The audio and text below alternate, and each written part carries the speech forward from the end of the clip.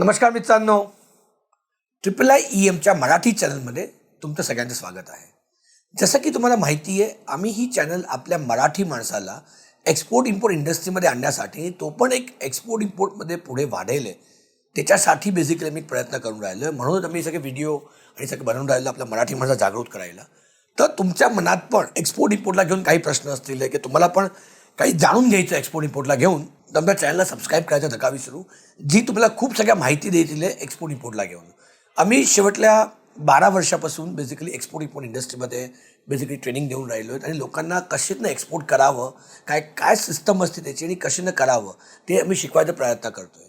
त्याच्या व्यतिरिक्त आमचा स्वतःचा एक्सपोर्टचा बिझनेस आहे. आम्ही कोणी कन्सल्टंट का तर फक्त ट्रेनर नाही आहोत, आम्ही स्वतः एक्सपोर्टर आहोत. We are an organisation, right, की आमचं स्वतःचं एक्सपोर्टचं काम 70-80 कंट्रीमध्ये चालतं आणि स्वतः मॅन्युफॅक्चरिंग पण करतो आणि स्वतः एक्सपोर्ट पण करतो. त्या खूप सगळ्या वस्तू आम्ही एक्सपोर्ट करून राहिलो. तुम्हाला पण जास्त माहिती हवी असेल तर आमच्या चॅनलला सबस्क्राईब करा आणि बेल आयकॉन दाबायला नका विसरू, जी तुम्हाला खूप माहिती प्रोव्हाइड करू शकते.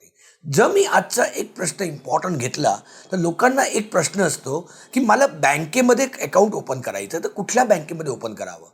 का मी कोऑपरेटिव्ह बँकेमध्ये जाऊ, का तर गव्हर्नमेंटच्या बँकेमध्ये जाऊ, का तर प्रायव्हेट सेक्टर बँकेमध्ये जाऊ, right, which is beneficial for me, right. Sir माझ्या हिशोबाने माझा अनुभव तुम्हाला सांगितलं, तुम्ही अशा बँकेमध्ये ओपन करा की ज्याच्याकडे स्वतःचा ऑथोराइज डीलर कोड असेल. आता तुम्ही म्हणाले ऑथोराइज डीलर कोड काय असतो सर, राईट.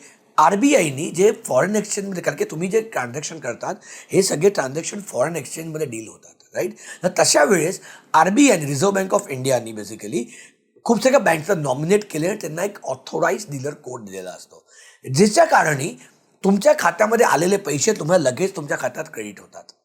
नाही तर काय होतं, कोणी दुसऱ्या कोणी सर्व्हिस यूज करत असेल तर कुठल्या खूप सगळ्या कोऑपरेटिव्ह बँक्स असतात त्या दुसऱ्या कोणा सर्व्हिसेस यूज करत असतात. तशा वेळेस बेसिकली तुमच्या खात्यात आलेले पैसे 3-4 दिवस तुम्हाला ट्रान्सफर होऊन आणि चार्जेस पण ते जास्त लागतात. तर माझी पर्सनल ॲडवाईस तुम्हाला अशी आहे की तुम्ही असं प्रयत्न करा की कुठल्या ज्या पण बँकेमध्ये तुम्ही अकाउंट ओपन करतात की त्यांच्याकडे स्वतःचा ऑथोराइज डीलर कोड आहे की नाही आहे, पहिली गोष्ट.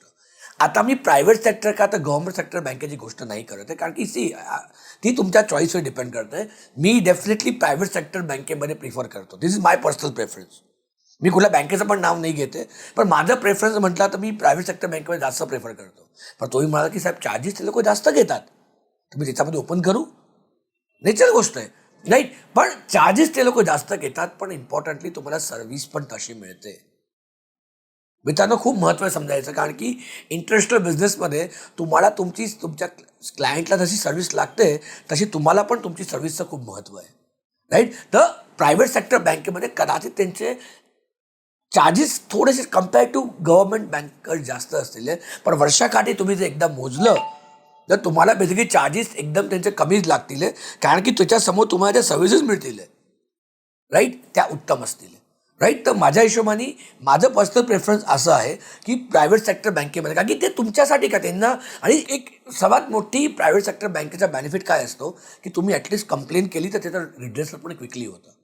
माझे शेवटल्या 20 वर्षापासून बँकेचे अकाउंट आहे. मी बघितलं माझ्या गव्हर्नमेंट सेक्टरच्या बँकेमध्ये अकाउंट होते.